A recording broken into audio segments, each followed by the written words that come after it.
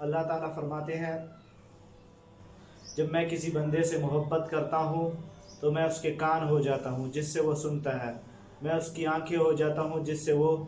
دیکھتا ہے، اور میں اس کے ہاتھ ہو جاتا ہوں جس سے وہ پکڑتا ہے، اور میں اس کے پاؤں ہو جاتا ہوں جس سے وہ چلتا ہے۔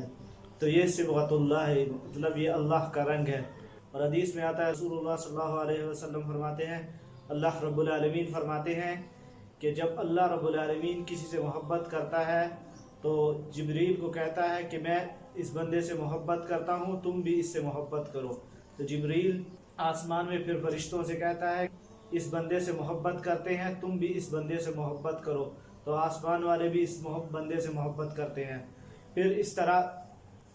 یہ محبت اللہ رب العالمین